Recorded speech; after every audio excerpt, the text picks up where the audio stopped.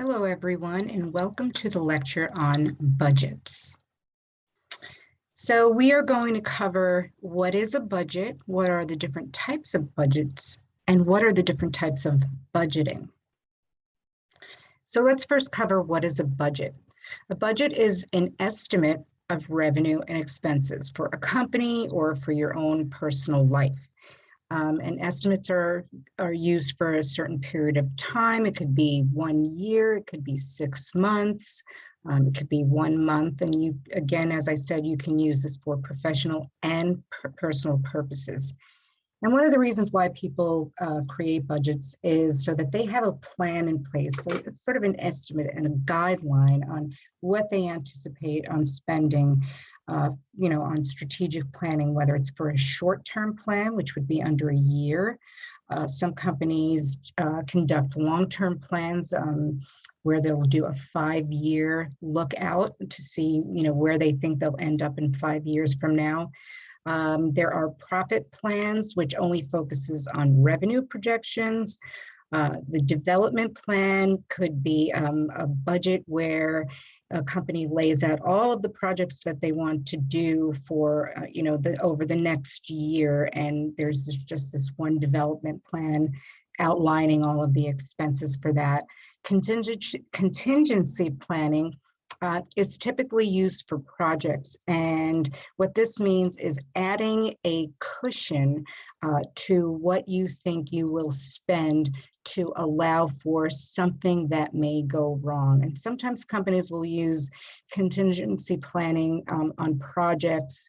And the way they'll come up with the estimates to over budget, if you will, is through looking at similar projects across the industry and determining, well, this company, created or built a building in 6 months and it came in at $1 million. So let's add a little cushion to ours, because times are different and labor is more expensive and materials are more expensive. So they'll often put in a contingency plan. And then there's a department plan, and this is looking at one department to assess headcount and all of the expenses associated with one particular department. So there are, as I said, several different types of budgets. There could be a revenue budget, which is when you project the number of sales that you want to attain in units. What do you sell those units for? And that would be your projected revenue. Then you want to have a cost of goods sold budget, which is how much is it going to cost me to make these sales units? Right, so there'll be a production budget, which is a projection of what is the amount of units I need to sell. How much production do I need to sell to produce the product?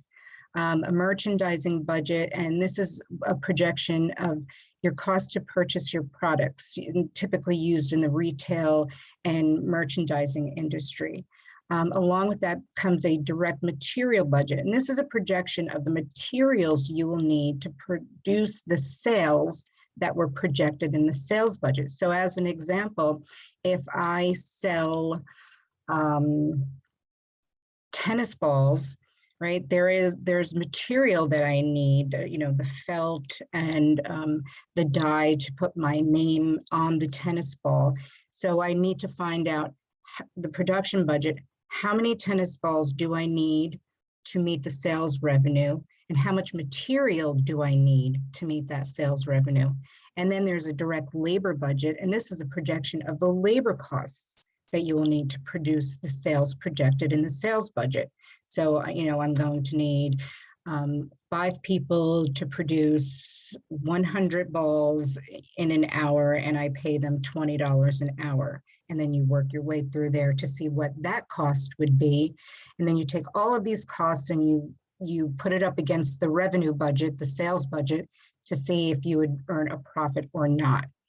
And then there's the, general and an administrative budget. And this is a projection of your cost for marketing, research, technology, overhead, depreciation, everything else will fall under there.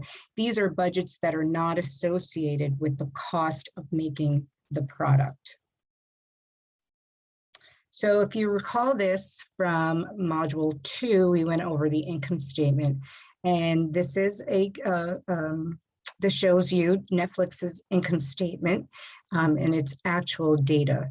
And when you look in here, just be aware that these lines, while it looks all neat and clean in about 15 rows or so that you see here, there are masses of data that goes behind every single line item, right? So for example, this general and administrative, this is not just one department. This could be, several departments making up that one line item. So when you create a budget, it's the same thing as creating an income statement, except you're using estimates and projections.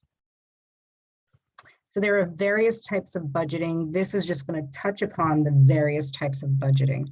First, there's incremental budgeting. And what incremental budgeting does is it takes the previous year's actual, right? So let's say your department spent $500,000 last year, and the company says, okay, in incremental budgeting, we're going to give you a 5% increase over last year's budget, or a 5% increase over last year's actual.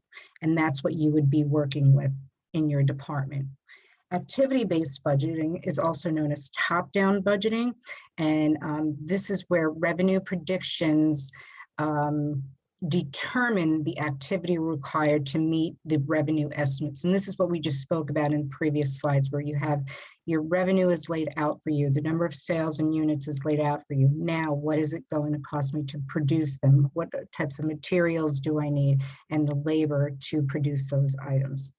And then there's zero budgeting, which is when the budget starts at zero, everything starts over from scratch. So for a new organization, this would just be ideal. So what we're going to do here is we're going to look at the Netflix income statement, and we're going to focus on this general and administrative line. And as I said earlier, this can be comprised of several departments, such as finance, human resources, legal. These general and administrative expenses are typically expenses that are necessary for the business to exist, regardless of revenue. So for example, if I sold these tennis balls and I didn't sell any tennis balls, I'm still going to have the expense of the rental of my building. I still have to pay the finance department. I still have to pay the legal department, right? So general administrative expenses carry expenses that are not directly associated with making of the product. In your personal life, this would include your rent, utilities, meals, entertainment, doctor visits, etc. So just a quick recap with incremental budgeting, right? So from Netflix's income statement, you can see here what their actuals were for 2020, 2019, and 2018. So in incremental budgeting, what would be the budget for 2021 if I said you're going to get a 5% increase over your 2020 actuals, or you're going to get a 10% increase over your 2020 actuals? Okay, so it increases the next year's budget by a percentage. So when we look at it on this screen, I look here at 5%. So my 1076486, 5% is 53,824. So my new budget for next year will be 1.130. If I use it at 10%, I take the actual and I multiply it by 10%, and I come up with 1.184. And the same thing at 15%. So you're just adding an entire percentage to the entire budget. How that budget is established, what goes towards wages, what goes towards supplies, what goes towards travel, will be up to the department to figure out. But you would know that this is the amount that you have. Zero-based budgeting, as I said, everything starts at zero and you have to justify every single line item. This could be based off of the previous year's actuals, saying everything is going to stay the same. But really, this is basically good for companies that are just starting out. And as I said, activity-based budgeting is the top-down approach, and it's basing your budget amount on another activity or volume. And it involves a sales budget, production budget, direct materials, and direct labor budget. And this we're going to get into in the following module.